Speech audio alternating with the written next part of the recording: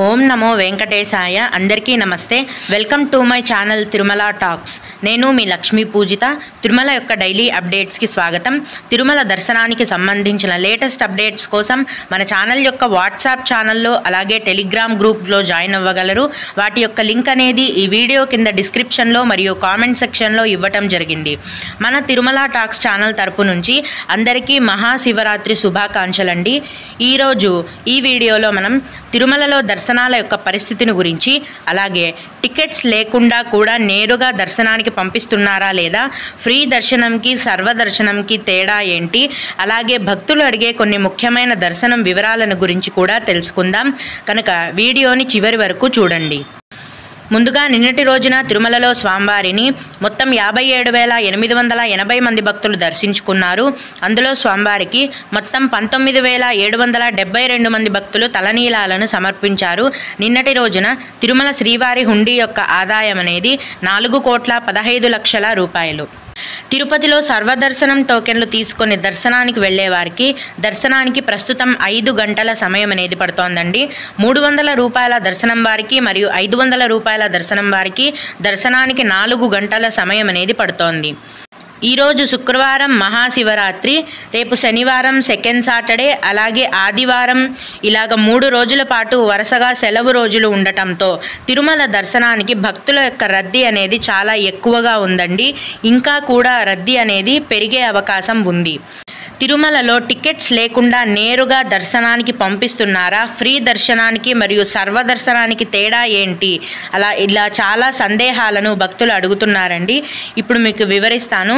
ప్రతిరోజు ఎటువంటి దర్శనం టికెట్లు లేకుండా నేరుగా భక్తులను తిరుమలలో దర్శనానికి అనుమతిస్తున్నారండి. ఆధార్ కార్డు కూడా అవసరం లేదు. నేరుగా తిరుమల కొండపైకి వెళ్ళి VQC 2 అంటే వైకుంఠం క్యూ కాంప్లెక్స్ 2 అనే క్యూ లైన్లో వెళ్ళి స్వామివారిని దర్శించుకోవచ్చు. దీన్ని ఫ్రీ దర్శనం అని అంటారండి. ప్రస్తుతం ఈ ఫ్రీ దర్శనానికి 15 గంటల సమయం అనేది పడుతోంది. అంటే నేరుగా క్యూ లైన్లోకి వెళ్ళిన వెంటనే మొత్తం దర్శనమై బయటికి రావటానికి 15 గంటల సమయం అనేది పడుతోంది. ఇక సర్వదర్శనం తీసుకొని దర్శనానికి వెళ్ళేవారిని సర్వదర్శనం అంటారండి. తిరుపతిలోని అలిపిరి భూదేవి కాంప్లెక్స్లో, శ్రీనివాసం కాంప్లెక్స్లో మరియు విష్ణు నివాసం కాంప్లెక్స్లో ప్రతిరోజు ఉదయం 4 గంటల నుంచి ఉచిత సర్వదర్శనం టోకెన్లను టీటీడీ వారు కేటాయిస్తున్నారు. ఈ ఉచిత సర్వదర్శనం టోకెన్లను మీ యొక్క ఆధార్ కార్డుతో తీసుకోగలరు. ఉదయం 4 గంటల నుంచి ఈ సర్వదర్శనం టోకెన్లను కేటాయించడం మొదలు పెట్టగానే భక్తుల యొక్క రద్దీని బట్టి 2 లేదా 3 గంటల లోపే ఈ సర్వదర్శనం టికెట్లు అనేవి ఫుల్ అయిపోతాయి. మళ్ళీ తిరిగి మరుసటి రోజు ఉదయం 4 గంటలకు ఈ టోకెన్లను కేటాయిస్తారు. భక్తులు ఈ విషయాన్ని గమనించగలరు. ఈ సర్వదర్శనం టికెట్లతో దర్శనానికి వెళ్ళే వారికి దర్శనానికి 5 గంటల సమయం అనేది పడుతోంది. ఇక భక్తులు అడిగే కొన్ని ముఖ్యమైన దర్శనానికి సంబంధించిన వివరాలను తెలుసుకుందాం. ఇవి అడిగిన వారికే కాకుండా దర్శనానికి వెళ్ళే ప్రతి ఒక్కరికి కూడా ఉపయోగపడతాయండి. ఒక భక్తుడు 65 ఏళ్ల వారికి దర్శనం ఎలా చేసుకోవాలి, ఆన్లైన్లో దర్శనం టికెట్లు ఎప్పుడు ఇస్తారు అని అడిగారండి.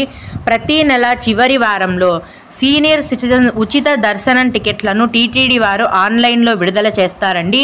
వీటిని 65 లేదా 65 ఏళ్ల పైబడిన వయస్సు ఉన్నవారు మాత్రమే ఈ టికెట్లను బుక్ చేసుకోవడానికి అర్హులవుతారు.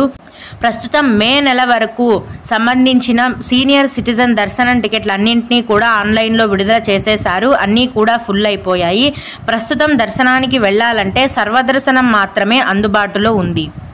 అలాగే మహాశివరాత్రి రోజు ఇన్ఫాంట్ దర్శనం ఉంటుందా అని అడిగారండి.